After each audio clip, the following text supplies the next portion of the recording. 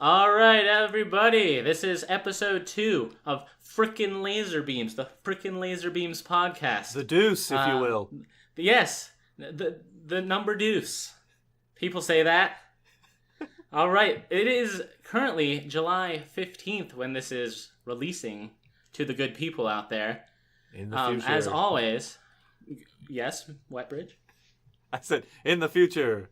Woo, sci-fi noises. Okay. So, I'm Phil in Philadelphia. As always, with me, professional George Washington impersonator, Mr. Wetbridge. Wetbridge, how you doing? Damn it. I did not expect that at all. I'm doing great. Working on that G-dub impression so I can make more money. Yeah, I mean, you've got a lot of people to compete with, I assume. Yeah, it's a packed field, you know. Not it's that I've dog eat dog researched. world. Dog eat dog world out there, and you know, you just gotta go with it, I guess. Yeah, I guess so. Wetbridge, I heard that last week both of your ankles just clean snapped off like celery stalks. You Is heard this true? very wrong. Okay, all right. That's all I need to know. Okay, that's it. That's it. I actually chopped them off like cherry trees. Okay, well, you committed. The commitment that is what I admire about you, honestly. All right, and this week, just bringing in the special guest right away, episode 2. He put the special in special guest. It's hard to argue. And if anybody is arguing right now, we're not listening, because this is a podcast. So, with us this week, we've got Mr. Jeffy. Jeffy, how are you? I'm doing well. I have a question for Wetbridge, though. I assume that since you're a George Washington impersonator, you only accept payment in the form of dollar bills. Dollar or bills quarters. And I guess quarters would work as well. Wooden teeth sometimes. Sometimes I barter. Interesting. Oh, you know, it was probably big in those days, so sounds good. You know what we should get into? The podcast. Some anything but video games. Anything but this. That's a quality direction already from our special guest. So, I don't know about you guys, but the hottest of battle royales was going on over this last week. Will you please tell me what that is? George Washington's... Thank you for the answer. Awesome job, everybody. So, I didn't want you to take it seriously. No, I didn't want you to take this question seriously, because if you were, you would have said Fortnite Season 5. But I wanted you to take it the other direction. George Washington's Cherry Tree Royale.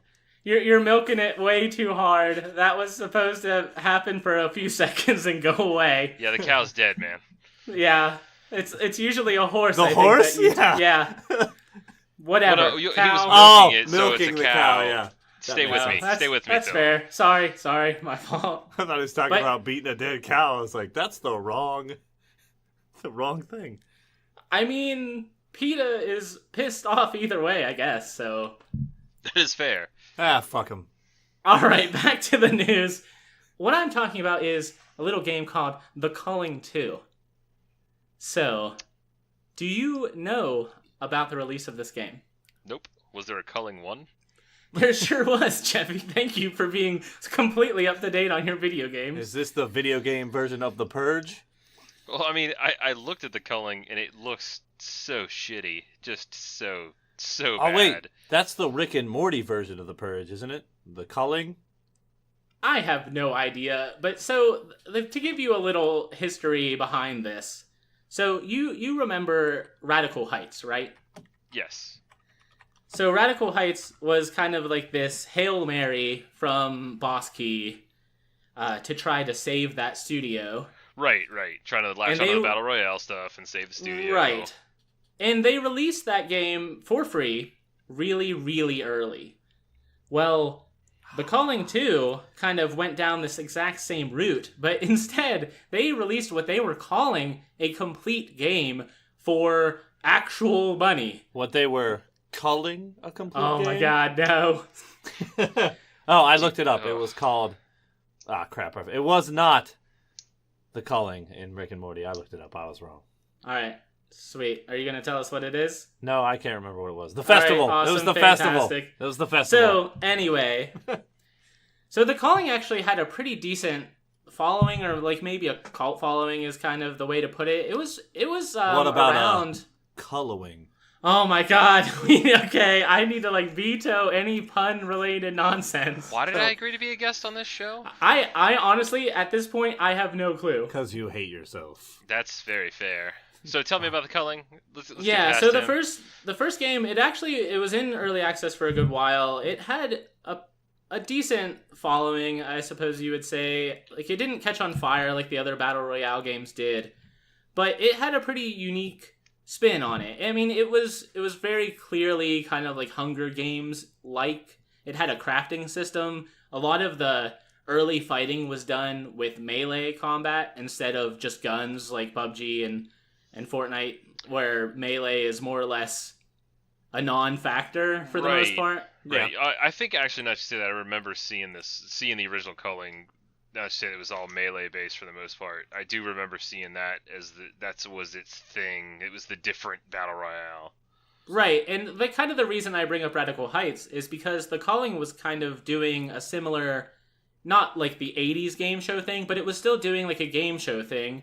Again, kind of think Hunger Games-ish. Right. But so it had that spin. It had like a melee system that had parrying and blocking, so it was different in that respect. It had this game show aesthetic with like an announcer and kind of like continued updates throughout, stuff like that. So people liked that about it, and they were interested to kind of see where that was going to be taken. And so when the Calling 1 actually hit 1.0, the developers pretty much just abandoned the project, presumably to go and make the Culling 2. And like Radical Heights, feels just like this incredible Hail Mary, we need to save our studio, what are people into these days?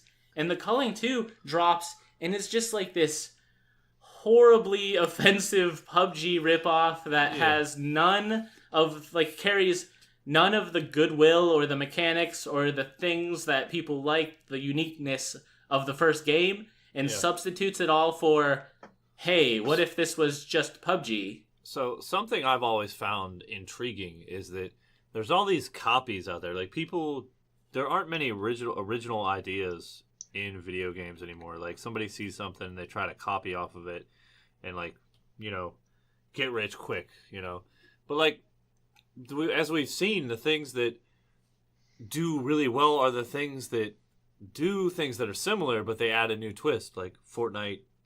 Fortnite is huge because it's a battle royale that does something different. And I don't understand why studios don't see that that's why it's big instead of just trying to copy it. You know what I mean? For the same reason that movie studios still make direct-to-DVD movies, there is a market for cheap, easily accessible, just low-quality stuff. Well, it doesn't seem to be working if these studios keep closing, though. Well, no, I'm not saying the strategy's working, but I'm saying that they're following the same model as movies. Yeah. I feel like with the movies, though, you're talking a piece of media that is consumed in about an hour to 2 hours, whereas the games are competing for like major chunks of people's time. Oh, I agree. Yeah. Especially with microtransactions and everything else being the way people make money these days. Like, you can't have somebody who just plays it for an hour and leaves. You have to have somebody that's there for 40 and 100 hours so that they keep on putting money into the thing. You have to have a hook to get them to stay. Right. And being more the same doesn't give you that. No. I just think the reason that this story at all is noteworthy is, one, this is like less than a year after the Calling 1. True. A game that was abandoned, which is insane anyway. Yeah. Two, it's almost like they would have been better off just focusing on the Culling and making it the go-to melee battle royale game instead of whatever this is. Sure. So, like, second, this game came out for a cost. This is not a free-to-play, and this is a full release, like, quote-unquote, full release game. This is not something like a project coming out in early access. So that's big, because this game looks like it could run on the PS2. Like, I mean, that's a little bit of an exaggeration, but it looks, but it looks like notably worse. It does not than look like any a other AAA game coming out right now. It definitely does not look like a AAA game. I will give you that. And then just again, it comes over and it's like just a straight rip-off game rather than trying to keep any of the unique elements that made that series appealing to anyone. Yeah. So it could be like the fastest, like obviously crazy shovelware nonsense gets pushed out to all the platforms all the time, and that stuff dies a silent death when where nobody cares. But this is just this weird slap in the face to a whole bunch of people out there. It just, I don't know, it feels like such a misfire to this grand effect. Like, this is, if you had to sit down and think of the biggest misfire you could possibly think of, man, The Calling 2 already beat that. I could see that. I think it's time to move on. What do you think, Phil? The next topic? That's fine. All right, I've got a great transition for this. Speaking of things with outstanding melee combat, they're doing a Mortal Kombat reboot. And I don't know if I agree with that segue at all. Word on the internet is that it is all kinds of WTF. What do you have to say about it, Phil?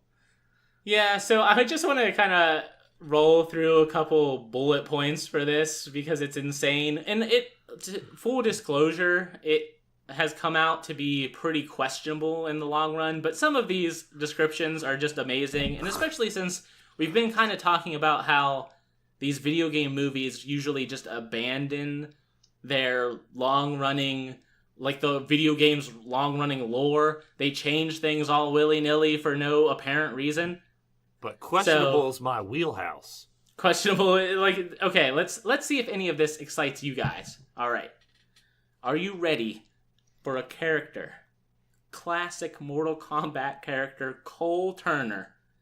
Oh, yeah, he's remember him? Yeah, he was in all of my favorite games. Oh, yeah? So you don't like any Mortal Kombat games? No, I was being facetious. I was going to say, I believe that's a new name to the Mortal Kombat franchise. All right, well, so he is a struggling and widowed boxer who cares more about his young daughter than anything else. What is that? Sounds Rocky 8? Yeah, it's Jesus. Like, come on. No, Jesus sounds quite cookie cutter. Yeah, just a little bit. And so, of course, okay, first off, whatever. That's stupid. But I also really hate when they write kids as adults, and the description under his child is female, 12, scrappy, determined, and wise beyond her years. Why can't we just let kids be freaking kids? Why can't this kid be 12? If you want an 18-year-old kid or whatever, just make the person 18 years old. Come on! Because that's not a good story, man. You gotta have a scrappy, wise beyond their years kid. This is Mortal Kombat. Why do we have to know this guy's, like, whole family? It's got, like, his daughter, his mom, his sister. Well, I assume this is for a movie, so they need more than 30 seconds of story, man. I don't need to know his family. It's Mortal Kombat. I don't care. Fight to the death. You get fighters, you get a tournament in there. Like, it's real sad that the original Mortal Kombat is one of the better video game movies of all time. Like, that's a sad thing. You take that back. That's not sad. It's awesome. Because Mortal Kombat is an awesome movie. Classic. You know what else? Okay, we talked about how Paul W.S. Anderson is just like... Oh my goodness. Back on this guy. A tragic. Okay, but whatever. Just... Remember who was behind this movie, okay? Just for a second. Is it also sad that the depiction of Raiden, whatever, in that movie is perhaps the best depiction of Raiden even in the video games? Can I give you a reason for this? Okay, yes. What is your reasoning? Okay, Raiden, he's a god. He's a protector of Earth, okay? And in the movie, he actually is depicted as this super powerful badass dude that's really just there to make sure bitches stay in line, like, and don't start breaking rules all over the place. But he, like, anytime anybody, like, kind of tests the fighters a little bit, he's just, like, wags his finger, and everyone's like, oh, shit, Raiden's here, bro. We better not get all weird up in here. But you go to the games, and he just, like, gets his ass kicked just like everyone else. Like, he sucks. His power level is way too just similar to everyone else's. He's not, like, this badass protector of Earth type character, at least in my opinion. I just played through Mortal Kombat 10, X, whatever. You know what? He wasn't powerful enough to stop him being recast in the second movie. No, he was smart enough to be recast in the second movie. Well, I feel like that's an unfair comparison, Phil. I do love James Remar, though, so... Well, that's true. I'm okay with it. But, it's a movie. Of course it can be like that. In a fighting game, it has to be balanced. You can't just have one character be completely OP. I mean, you can. It happens, but you're not supposed to. Super Smash Bros. But what I'm saying is, like, you can have that in just, like, the fighting aspect of the fighting game, but in the storyline, it's like that. Like, if he was depicted as such in the story, and then if the fighting was just, its normal balanced thing, like it should be, then whatever, that's fine. But in the story, it's also like, oh, look at Raiden getting his ass kicked again. I haven't played a Mortal Kombat since like Mortal Kombat 2, so yeah, before there were stories. Anyway, the only other thing that I really care about in this whole WTF, who gives a shit about this movie because it's gonna be terrible rant, is that they changed Sonya Blade. They changed her to a writer who is chasing the prophecy of Mortal Kombat. That makes absolutely no sense. It's an arbitrary change. This is the whole Doom thing all over again. Wetbridge, god damn it! We know that women can't be powerful characters in movies. I'm being sarcastic here. Oh gosh. So at complete sarcasm. It's like a really weird case of them taking a strong female character who's like got a traditionally male job and does like breaking the norms that are seen in movies, and they just take it and shove her into something stupid that doesn't matter. Like it's a terrible thing. I don't understand why you would do something like this to the story. I don't understand why you would do something like this to a movie. It doesn't make any sense because it's a great opportunity to have a strong female lead.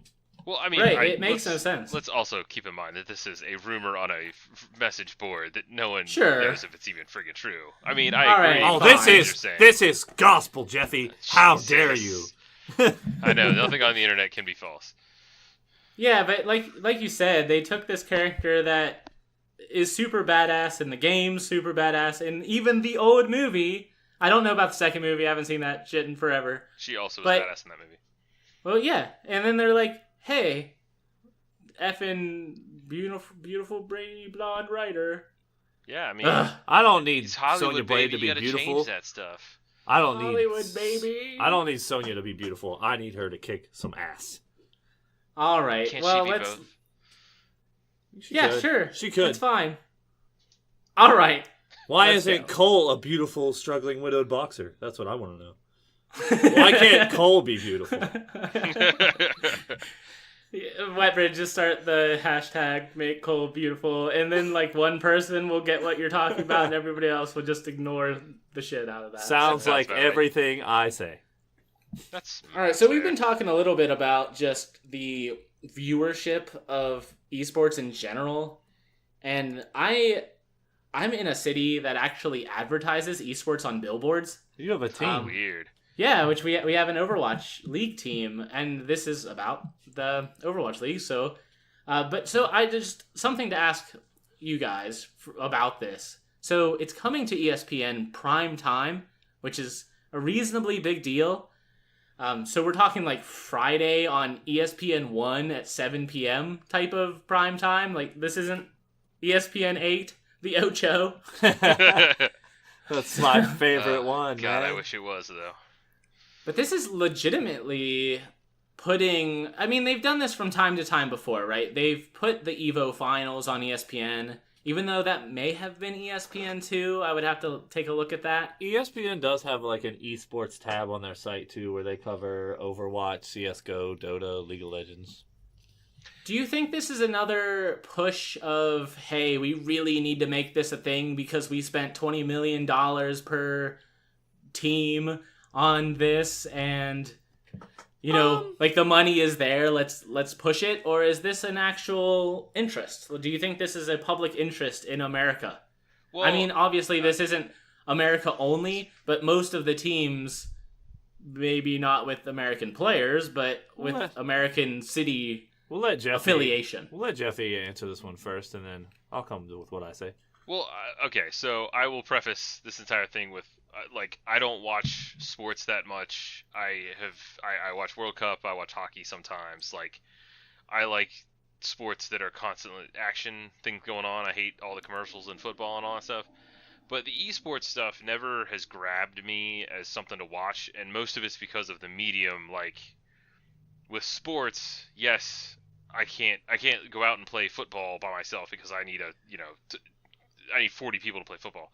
But like video games was always for me, I can play a video game anytime I want by myself, even if I have to go online and find a random team or something like that. And you can do that online with video games at home. So watching someone play a video game with the understanding that yes, they're probably going to be like more skilled and all that kind of stuff. I've never really gotten into that, like watching video games like on Twitch and stuff like that, because why would I want to watch it when I can just play it myself if I really wanted to? So with that being said, I think it's super interesting that the esports have gotten to the point now where they're popular enough that ESPN is at least willing to try it. Because the fact that they're willing to try it and try and figure out how to have the commentary and have the information and display that on a screen, however they're going to do that kind of thing. I think it's interesting that it's gotten to a point now where a major network is trying to figure it out. And I think, kind of to your point, Phil, that is it actually an American thing? Are people really watching this? I feel like this is one of those times where ESPN's trying to figure out what's the next thing. Sports really hasn't changed much in the last 40 years. I mean, it's the same sports for the most part. So I beg to differ a little bit with you there. I beg to differ with you there a little bit. Like, I think ESPN's always like putting feelers out there trying to find like what the new sports is. They were covering the World Series of Poker before it was a thing, and now it's kind of fallen off. They're kind of the reason why poker turned into a quote unquote sport for a little bit. I think this is really cool. I think the Overwatch League is actually doing something that a lot of other games don't do.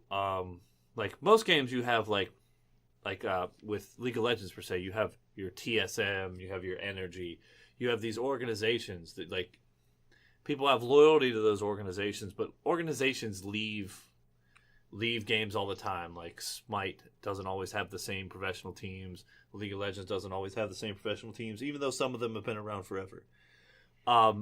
Giving these things to cities gives a way to like attach them to people, and people like their hometown sports teams.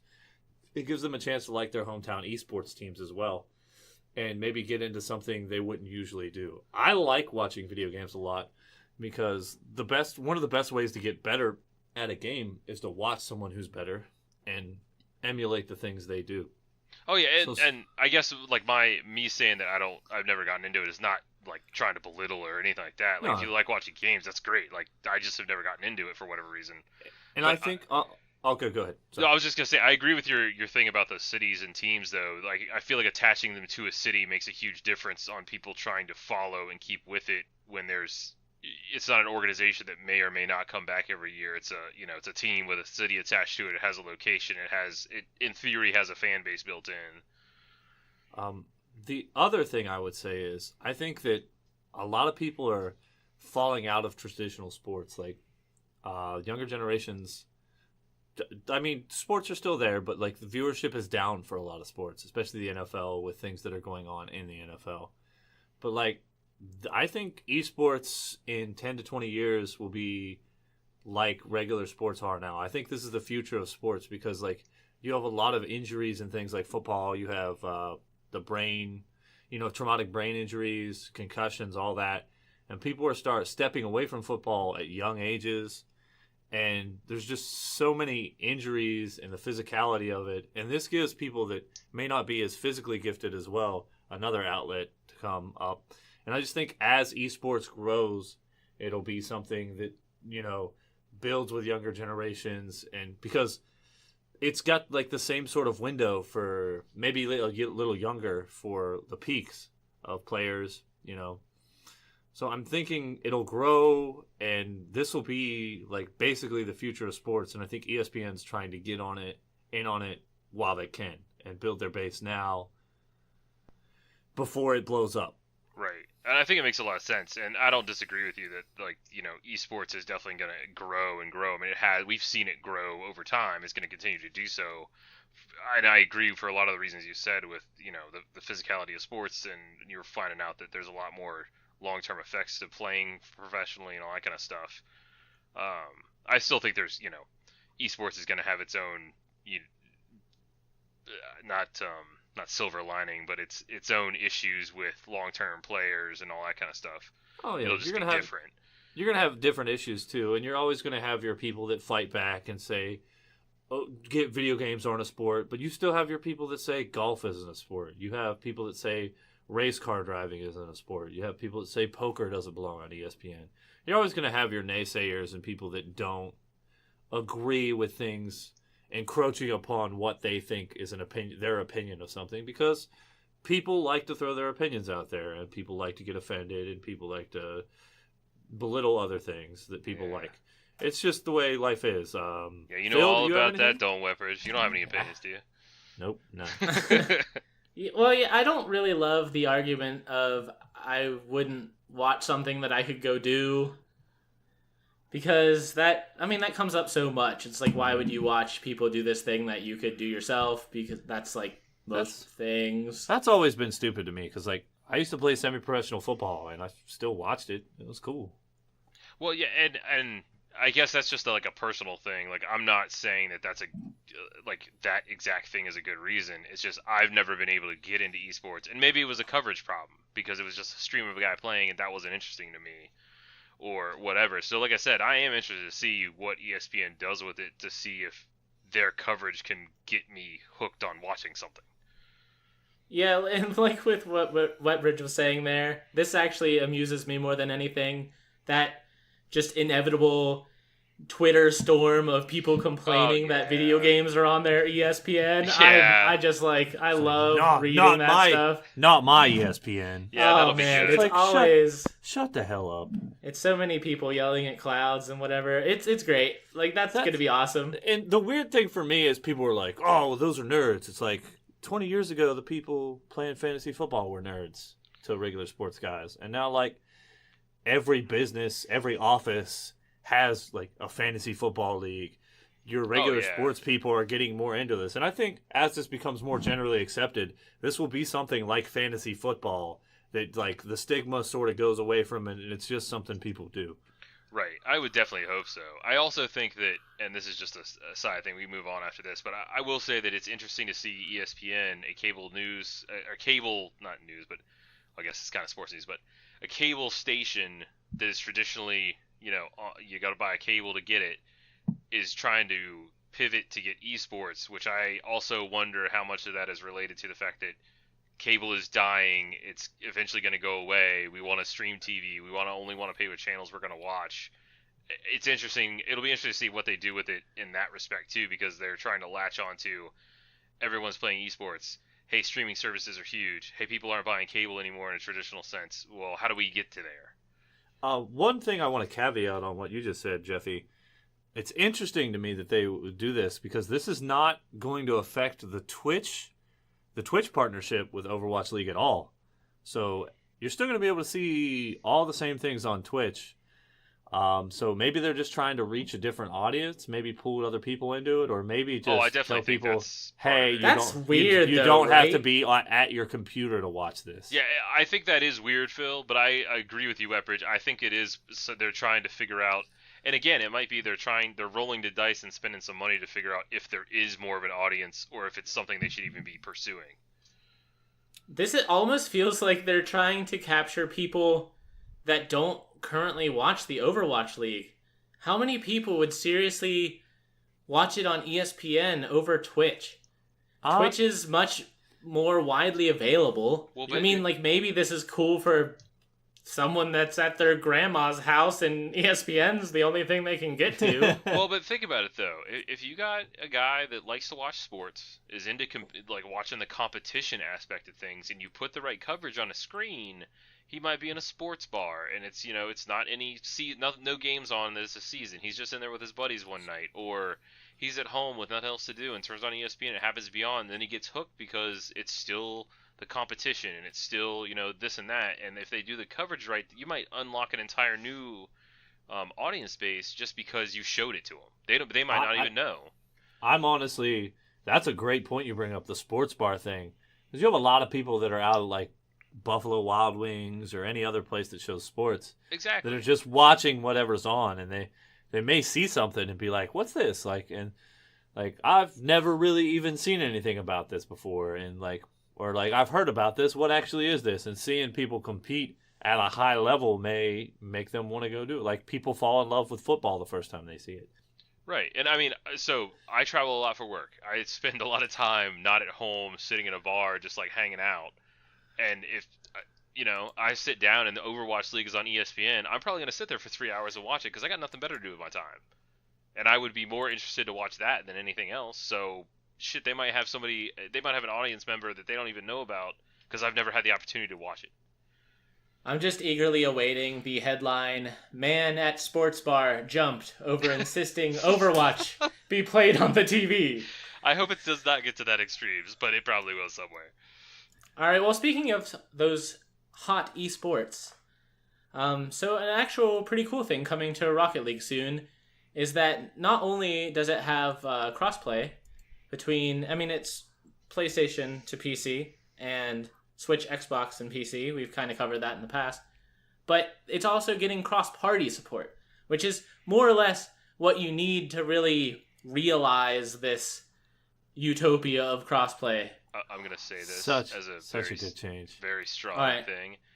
Every goddamn game and every goddamn platform should be able to talk together and play together, and it's fucking stupid that you can't right now, and it really pisses me off. Oh, I'm right there with you. I've ranted about this in I think every podcast I've ever done. Don't do it again. The business practices of some companies who shall remain nameless are a bad thing for video games. I don't even think it's specific companies. I'm talking like everyone should just always be able to talk to one another. You should be able to play your games with your friends. If it's on all the platforms, you should be able to play between your friends, and what game I want to play should not dictate what platform I have to get. You know what I mean? Like if it's on all three. Like if my friends have PlayStations and I want to play Rocket League with them, I shouldn't have to have a PlayStation 2. I should be able to be on Xbox because maybe I prefer it. I should be able to play with them, and it's because it's on both. And the fact that Microsoft and Nintendo are playing well together with PC is, I think, fantastic for games, and it's just a great thing. I love it, and I hate Sony's business practices. Yeah, let's not get into it too much because we've brought it up before. I just thought it was a pretty cool thing because crossplay is one thing, right? But it's not as meaningful as the cross-party support. Right. So I think you really want both. Yeah, exactly. And Phil, I've played Fortnite with you, and I was on Switch and you were on PC, and we talked just fine. So that shit is great. It works so good when it works. Yeah, it's absolutely fantastic. Oh man, you guys played Fortnite while he was on Switch? Did he die immediately? No. No, just kidding. I got several. All right, let's fire off a couple here. We're getting deep into our Fast time and loose. bank. Fast and loose. Let's go. Fast and loose. All right. New Witcher game confirmed by CD Projekt Red. Surprised? Nope. Angry? Pregnant? I'm pregnant with anticipation. No, everyone should have known this goddamn game was coming in. They were gonna make another Witcher. Of course they were. No shit. I thought they were gonna be busy with Cyberpunk for maybe a little longer, but the fact that they just announced it, it's a thing. Man, Witcher 3. I think they're gonna be busy. Teams. Am I surprised? No. Am I excited? No. Pregnant? No. Okay. Not that I know. Pregnant? We'll see. But yeah, so I think the news really is that The Witcher 3 was the wrap-up of that trilogy. Yeah. We have no other details. This isn't something like, oh, hey, Cyberpunk's soon and The Witcher is soon after. This is just more that, hey, we've confirmed that this is going to continue and that one of our games, it's one of the pillars of our studio, right? Right. They came out and said, hey, we've got Cyberpunk coming. We know you're excited for that. And the Witcher people, they're going to get their stuff down the line. I agree. And the Witcher stuff, it'll be interesting to see like what they do with it, since it was supposed to be the end of the trilogy. Is Geralt coming back? Are they going to do it for a different character or what? Right, yeah. It might just be Ciri, right? That'd be fine. I mean, yeah, that'd be fine. It would be interesting to see what they're going to do with that and how they're going to try and move it forward. Right. All right, well, let's go ahead and get off of this. Yep. No, I have one more thing. All right, what? They could probably make like a 16-bit version of The Witcher, and people would still love it. So I think it'll do well. God, don't give them ideas about more pixel art games. All right, sorry, that was it. All right, yeah, sure. I don't know if that was worth an interruption, but all right, you got it. Next, Epic, off that sweet, sweet Fortnite money, has actually lowered the cut that they take off of the Unreal Marketplace. Oh, so yeah, they have. Yeah, it's currently 30%, or it was 30%, which is pretty standard, honestly, across the board, from my understanding. So if you sell something on the PlayStation, Sony takes 30%. Sell it on... The PlayStation, not the PlayStation. The okay? PlayStation. You sell it on the Xbox, and Microsoft takes 30. You sell it on Steam, Valve takes 30, etc. I could keep saying companies and platforms if you want. Or platforms, if you will. Sure. Either way. My favorite thing about this news is that it's retroactive. Yes, insane, right? To 2014. Yeah. Yes, it's retroactive from the start of that marketplace. They are paying people from the history of the marketplace. They're giving them back that extra, what was it, 13% or whatever it was that they cut it? Because it was what, 20, 25 before? What was it? I wasn't listening. It was 30 before. Oh, and shit, I think it's down to 12. Yeah. Yeah, wow. 18%. So they're just paying all those people. So if you made anything for the Unreal Marketplace, you're probably about to come in some money. Yeah, you're getting a raise and a payout. If you've ever made anything for them, that's great. That's crazy, right? That's actually really interesting. I wonder if it's one of those where they've got so much success with Fortnite, and now they've got a different profile, and they're gonna hope that they can suck more people into putting games on their marketplace. It's like, we've got all this money. We need tax breaks. We need to throw it at something. Let's give it back to the people. Oh, no, dude. That's not why they did it. It's a bad business practice. They did it because they got Fortnite players, the most popular game in the world, that's on their freaking dashboard. Hey, you want to get to 5 billion people? Put a game up on our store, because they're all looking at our shit all the time. And hey, we just made it cheaper, too, so why don't you do it for that reason? Well, Tim Sweeney actually came out and said this was a direct result of their Fortnite earnings. Like, this is what allowed them to make this move. Oh, I'm sure. But the kind of the thought behind it, at least, like people are kind of interpreting it this way, is that Unity, one of the big things that Unity had over Unreal was that it had like a really good marketplace. I don't even know what Unity is. Unity is another very, very popular game engine. Yeah, you've played a Unity game. Absolutely. You have absolutely played a Unity game. Everyone listening to this has played an Unreal and a Unity game. Give me an example. I don't believe you. I don't know if I can pull one out of my hat like that. I'll played Google any it. Hitman Go, Lara Croft Go, any of that stuff? No. Have you? You've played a Unity game. Just accept it. You have. I'm looking. I So, will find it. This is kind of like a power move to shove that aside. To be like, hey, I have. this is a huge encouragement for creators to put their stuff on the Unreal Marketplace. Absolutely. Ori and the Blind Forest, by the way.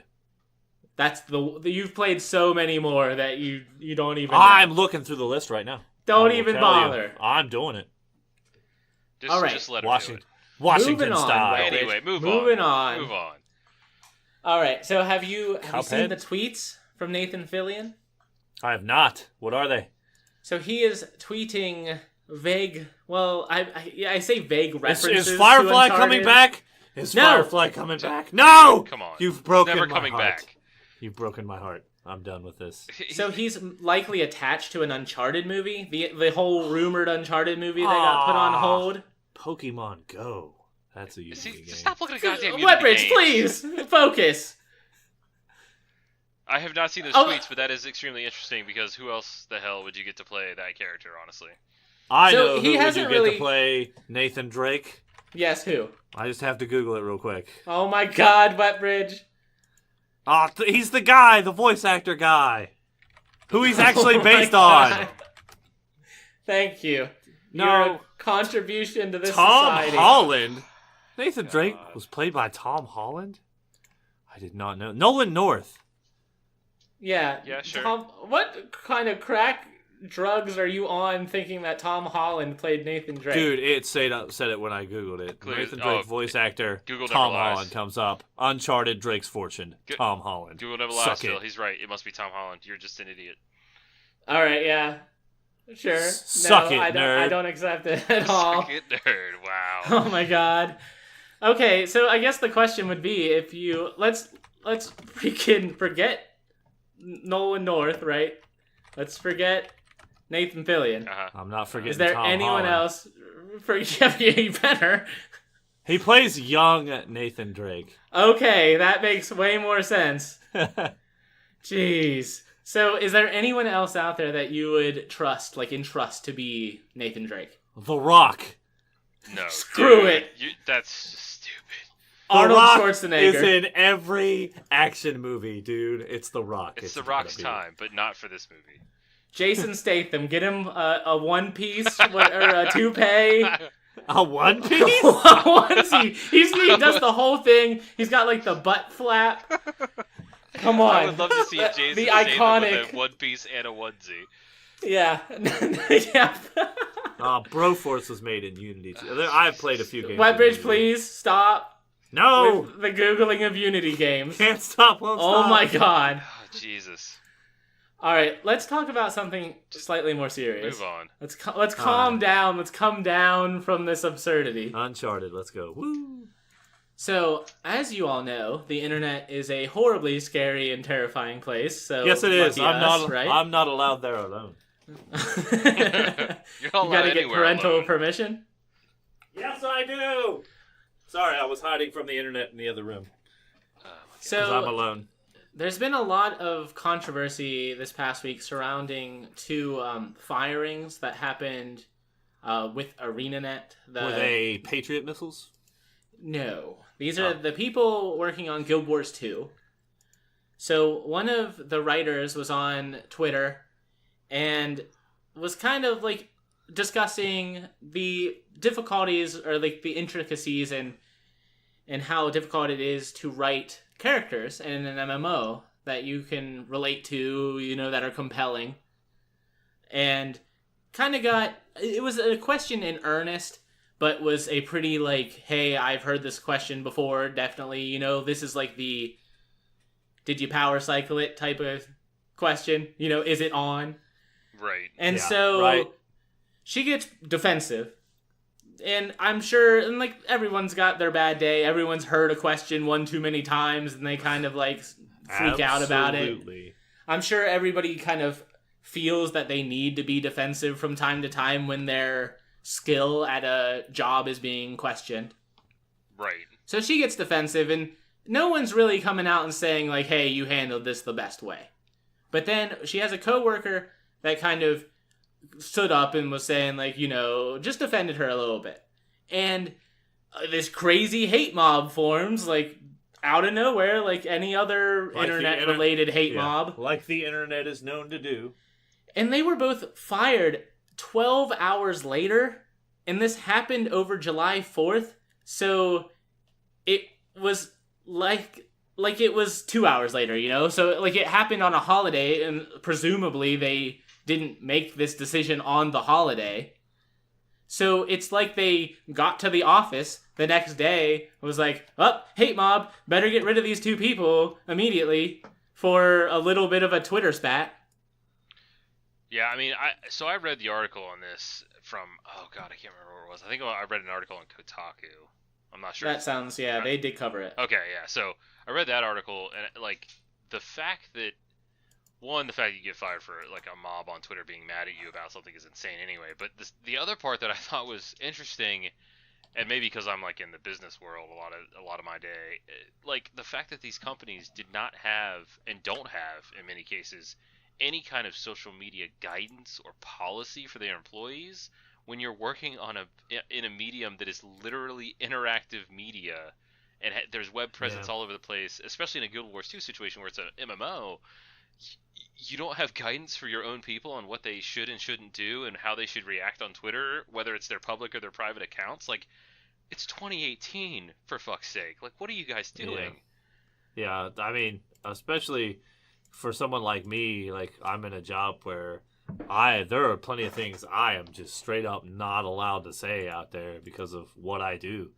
So it's interesting to me to see a company that wouldn't have that already put out there, like black and white. This is what you can do. This is what you can't do. And to just fire someone over something that it doesn't seem like you had any sort of guidelines on, or over something that the internet trolls get butthurt about. I don't know.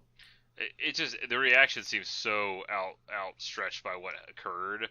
And the fact that, one, I mean, how many more people is that company going to lose because now they know that the company does not have their back at all?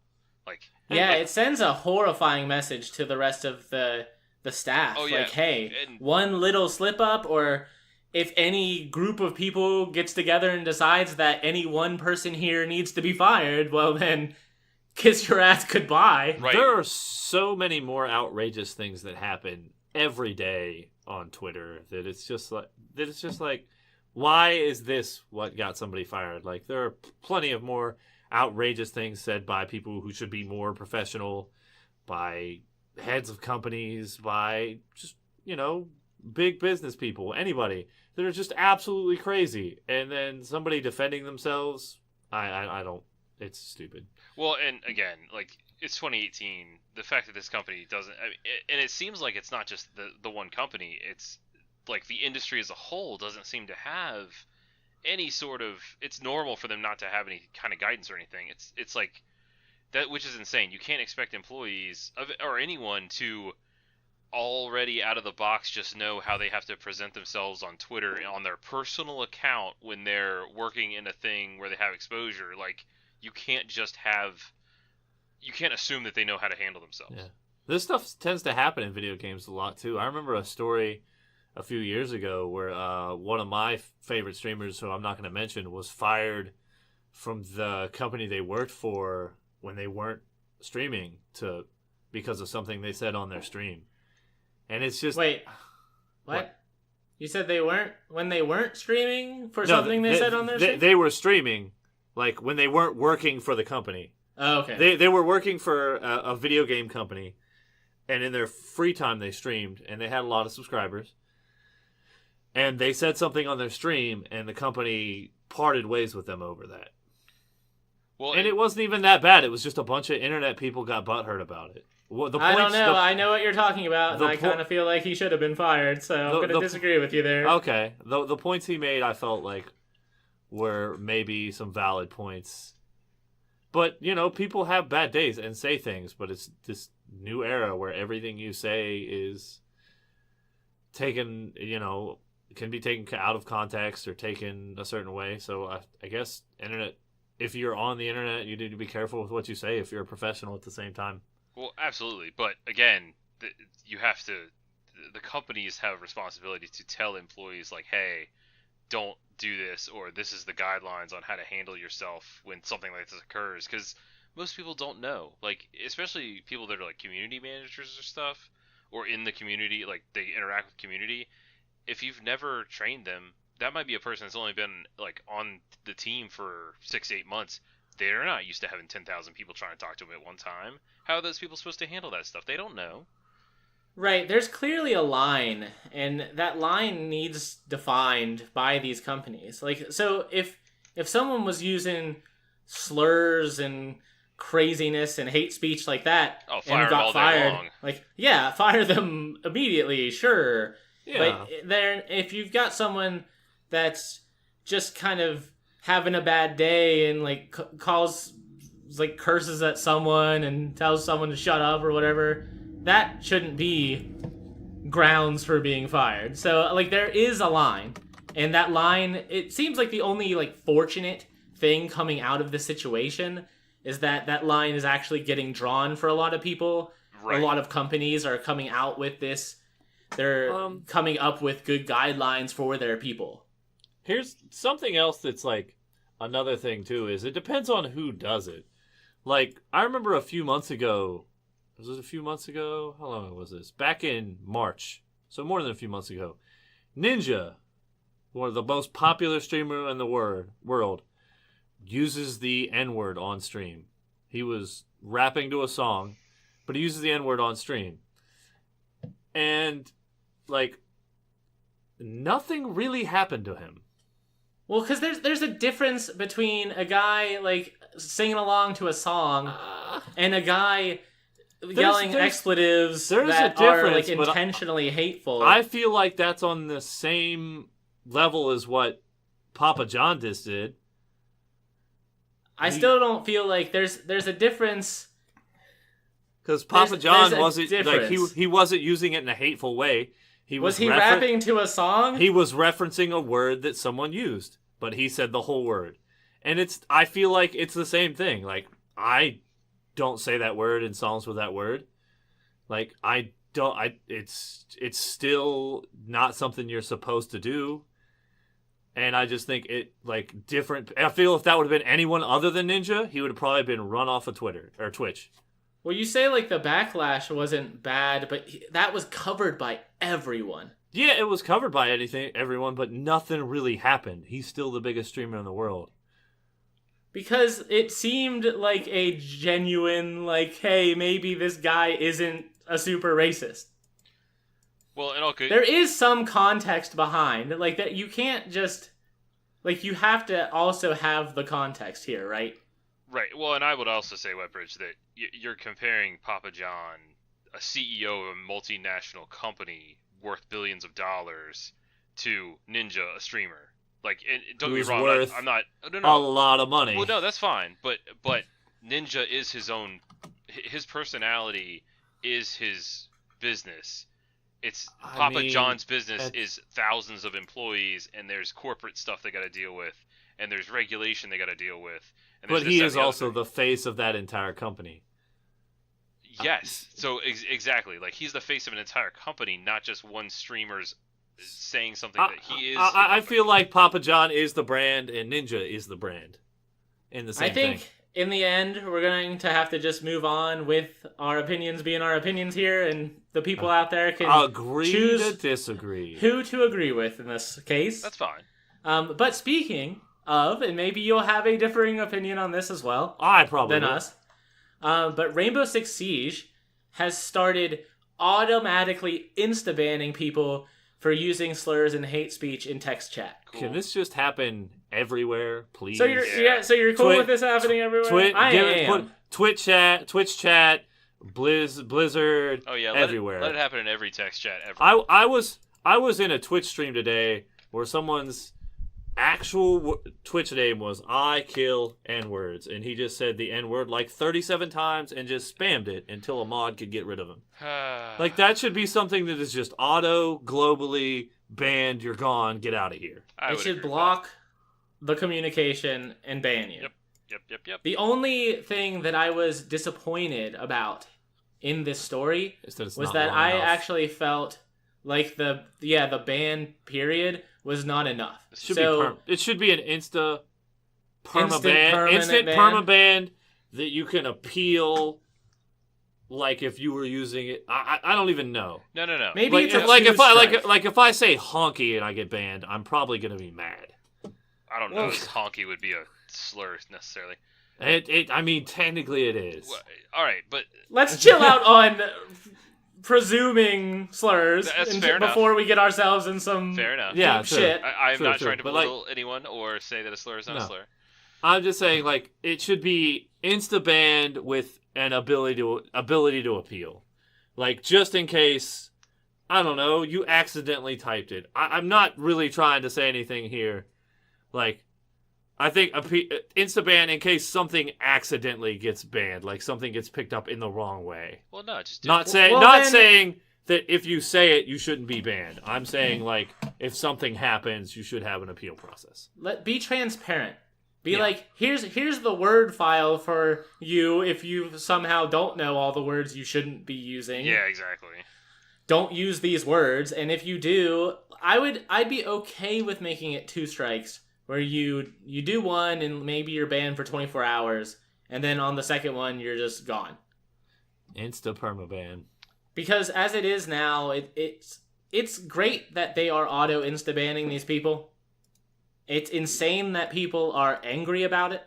It's insane that it's taken this long. But I do think it's a little lenient at first. What's the ban right now? 2 hours. Oh, bullshit. That should be at least a day. It should be a day at least. It should be at least. Oh, no, sorry. The first offense is 27 minutes. Oh, second and third are 2 hours. No. The third offense is an official investigation that could lead to a permaban. Nope. I say 24 hours on the first offense. Second offense is a 1-year ban, and then you do a third time. Wow. It's insta-ban. My favorite thing is someone said that they got a ban for saying a word that is close to a slur. And it says, "Fuck you guys, I just got a ban for saying blank in chat," and Rainbow Six Siege replied back, "Good." Yeah. Yeah, that's good. That's great. Like, Yeah. people need to stop being upset about not being able to be racist assholes in chat. Toxicity on the internet is crazy. It's like there's no consequences for people to just be the biggest pieces of shit in the world. And so people just say whatever they want, and it needs to be more like real life, where like if you're out just like screaming the N-word in the middle of a city block, someone's probably going to kick your ass. So on the internet, there need to be consequences for doing things as well, and I feel like this is a great step. I'm just gonna say I don't condone physical violence to solve your problems, Webridge. That's it's not good. I'm not saying I would do it. But I'm saying I might, but I mean. But I agree with you. It would be nice if these game communities that are trying to foster like a community to play together and have a good time and relax and all that stuff, it could figure out a way of banning all this just Games complete are supposed caustic to be fun, bullshit. man. It's a real journey. It's a real journey to figure out this toxicity problem. Overwatch has been making a lot of strides. I mean, all the games go through this. So Games, media, anything, really. Yeah, sure. Again, the internet is a scary and horrifying place. Luckily, we're just trying to get ourselves out there. Hello, everybody. All right, guys. So we are going to need to... I'm going to quickly update on what I've been playing this week, and then we really need to move into the game of the week.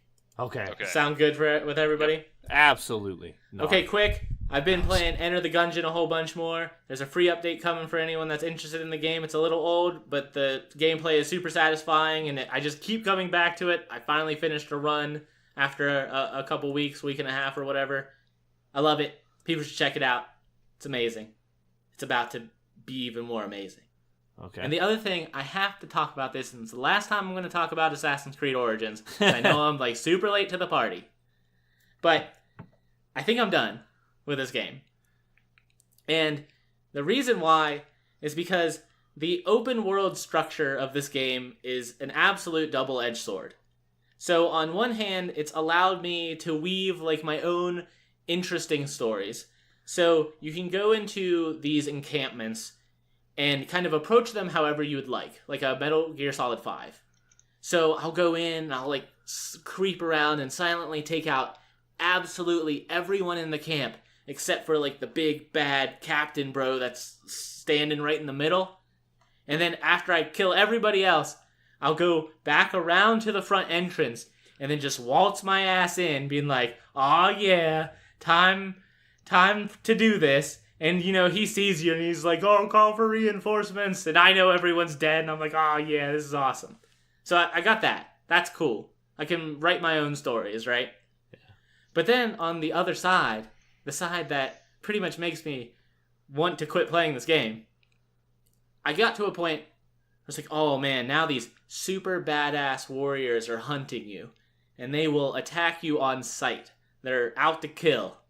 So I'm thinking, damn, this is going to be like the Pursuer from Dark Souls 2, where that mother effer just shows up and ruins your day out of nowhere. Or this is going to be like the Valkyries of God of War that are going to be these super challenging enemies that you're just, you know, they instill that little bit of fear in you when you're going to approach them. Right. I can see you're building towards something. So I turn the corner, and there's one of these dudes. And he just murders you. He's in a chariot, but the game spawned him in a very narrow hallway. And he is sideways in this narrow hallway. And he's doing that glitchy collision physics thing that happens sometimes in games where he's just bouncing around like crazy up and down and side to side, going all nuts. And then he sees me, and he tries to get out of the chariot, and as soon as he detaches from that chariot, he gets launched straight up into the sky because this chariot is bouncing around so much. And then he falls and dies at my feet. And I'm like, okay, thanks, game. Sounds like you were one badass motherfucker. Yeah, you are the true assassin. You killed him without even laying a hand on him. I had to like set the controller down and walk away and be like, man, the game just really ruined its own setup. Oh my god. I wish I should have recorded it. You weren't like laughing your ass off over it? It was hilarious, and there's been a lot, like I mentioned last week, there's been a lot of like really stupid stuff like that. That's just, it makes you laugh. It is funny to a point. But then just certain things like that, my expectations were destroyed. Right. I really wanted that challenge because the game is just, there's more of them, right? There. Yeah, there are, and it could be different in the future, but I feel like I've been waltzing through that game in a fashion where it doesn't feel rewarding like it would in something like Neo or Dark Souls, or something that the challenge is kind of the reward in and of itself. So I'm not super attached to the story, even though I do like some of the characters. You didn't feel a sense of accomplishment from launching that guy into the air with just your mind? Yeah, I know. If I controlled part of that, if I lured him into the tiny hallway, maybe. You triggered him by walking close enough for him to aggro. It's and just then catapulted him into the sky with your perfectly timed yes, walking I gave into him his area. I spun around. I gave him the Zoolander blue steel. No, or maybe it had to have been Magnum. It had to have been Magnum. And he just launched sky high, falls, dies. And I'm like, okay, yep, Relax. Moving on. You told me. All right. And, yeah, I did tell him that. Sorry. So what have you guys been playing? Or has it just been the game of the week, and we can move on to that? Let Jeffy, you go with what you've been playing. I want to hear this. I'll keep it brief. I've been playing Rise of the Tomb Raider off and on, which I feel like I'm going to almost immediately have open world fatigue on, which is unfortunate. But I've also been playing Frostpunk, which is a great RTS survival game if anybody likes those kinds of things. It's really well done. And a little bit of PUBG and some Fortnite, because that's what everyone plays. Sweet. Yeah, that's pretty fair. Too bad we couldn't get to that shout out to Frostpunk while it was still on sale. Yeah, that's unfortunate. That's a really good game. If you like RTS stuff and want to and you like the base building kind of aspect of RTS, that is a great game to scratch that itch. It really is. All right, Webbridge, can you tell us anything else other than Dicey Dungeons? Been playing some PUBG. I've been playing a little bit of The Division here and there. Throwing it back, and a lot of Slay the Spire, man. It's still tickling my fancy. It's good times. I've been playing a few other games, but we're going to save that because I think there may be some discussion on them next week. But I've been hitting up the Dicey Dungeons as well. Yeah, so our game of the week this week, speaking of Slay the Spire, actually, is called Dicey Dungeons, and we'll get to those sweet Slay the Spire comparisons here in a minute. At least I will.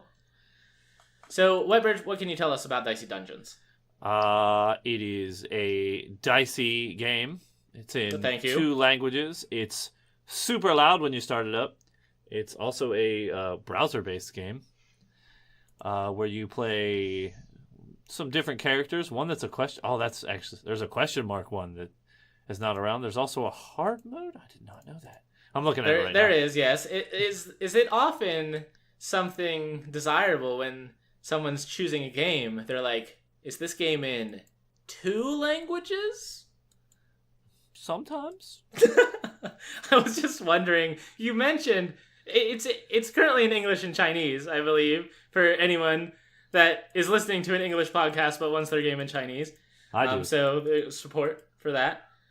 This is a roguelike game from Terry Kavanagh. So he is behind, Super Hexagon? No idea. and VVVVVV. Great. That's the name of the game. It's I like know. 6 Vs. So this isn't out yet. This is currently in alpha, and if you want to grab it, it's on itch.io. Itch.io? I don't know how people say that. It's like, yeah, I think it's itch.io.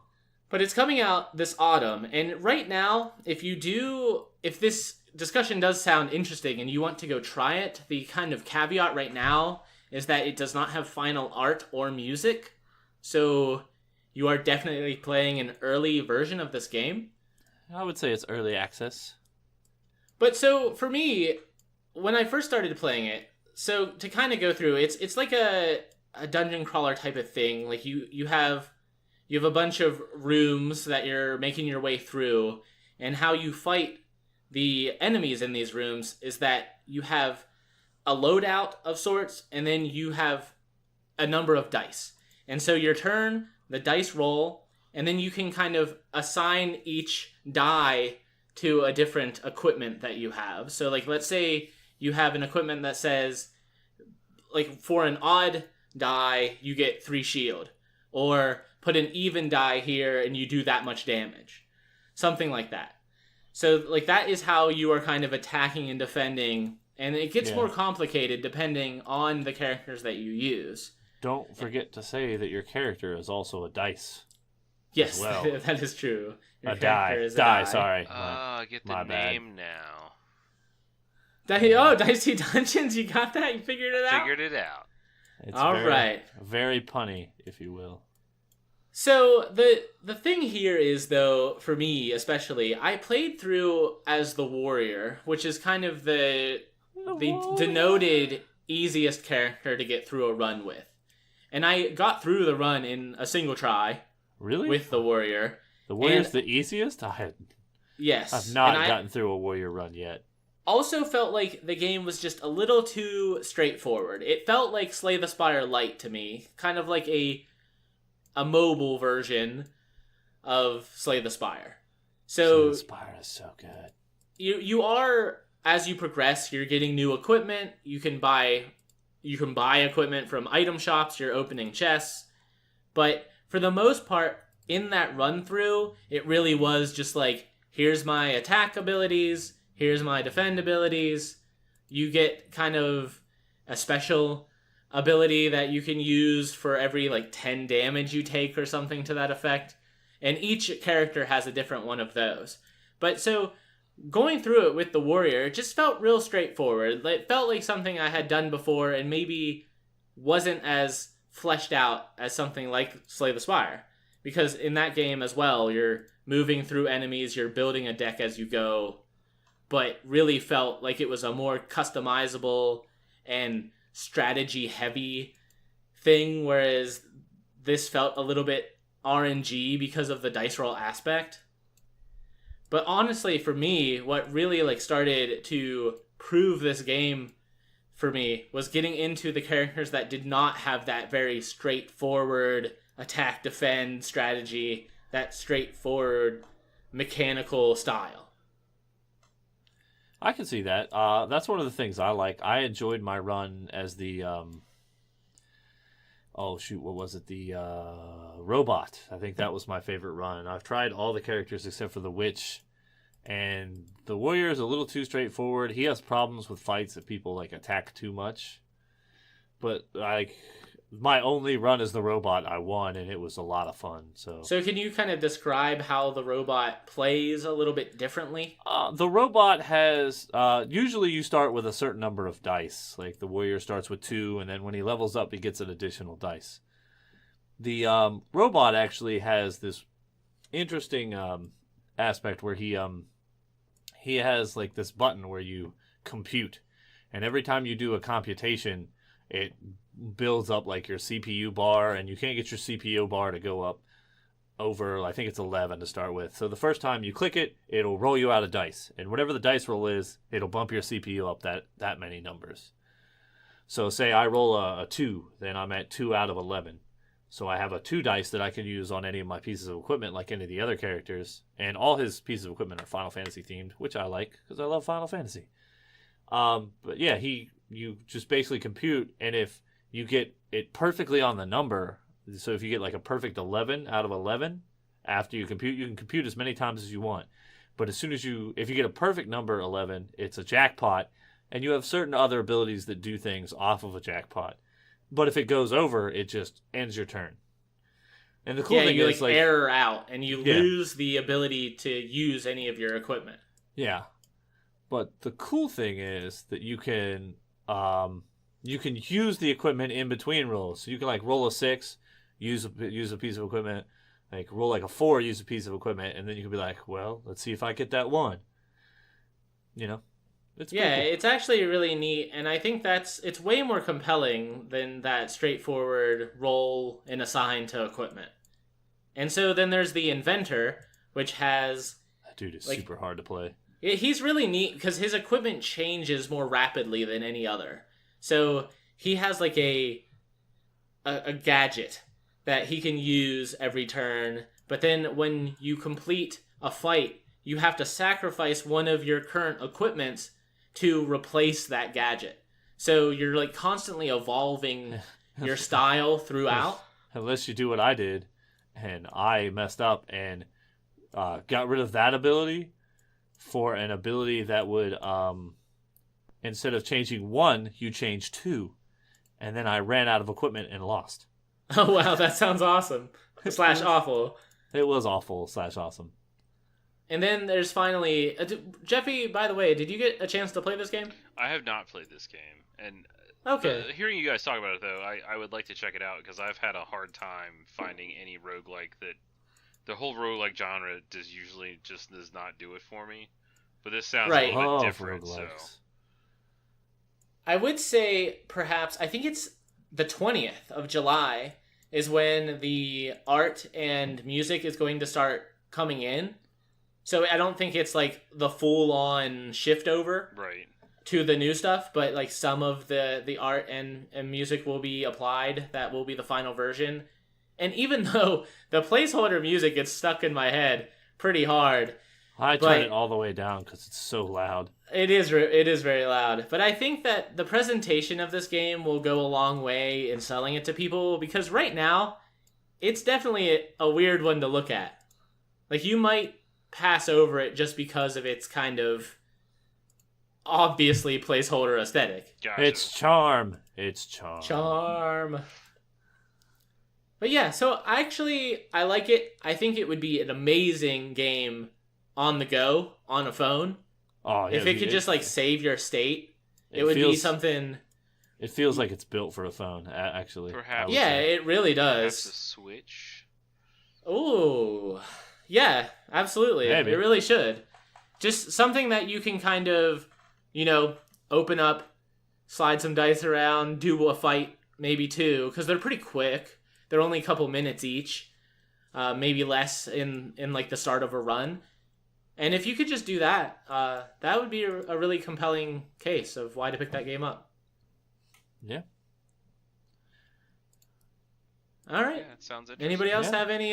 So, like Whitbridge mentioned earlier, our game of the week next week, unless some crazy plans change, will be Earthfall. It's a good game so far. I'm liking it. Yeah, hopefully we'll have some good things to say about it. The reviews are probably out there. Who knows if we'll agree with those or not? If you're a fan of Left 4 Dead, it might tickle your fancy. I guess I should. Yes, very much. I'm gonna stop myself from talking about it because I do have some very early impressions. Ooh, so but early. I just wanted to let everybody know that if you've enjoyed the podcast and you want to ask us a stupid question that we'll probably read on the air, then you can get at us at frickinlaserbeamspodcast@gmail.com, or perhaps a much easier thing to remember would be at FLB Podcast on Twitter. So much easier. Yes, and we would very much appreciate that. We're also out there on SoundCloud and Stitcher, and you probably know one of these things since you're listening to it right now. And YouTube, by the way. Yeah, you can leave YouTube comments as well, likes, subscribes to whatever the crap. Yeah, we haven't disabled them yet, so you can be anything and everything you want to be to us there. Oh, you'll be disabling those any day now. You can give me all the hate you feel I deserve. Yes, Wetbridge hate. So that's what we expect in those comments. Absolutely. All right, guys, thanks for listening. Thank you, Jeffy, our special guest this week, Yeah. for joining us. Thank you for Thanks having for not me. sucking super hard. I think Yeah. I think the listeners will decide that. Well, They unless may. everyone just gives us like crazy hate mail saying that you suck the hardest, maybe we can have you back on sometime. It's been a pleasure. I think I could probably. I don't know if I'd go that far. You never would.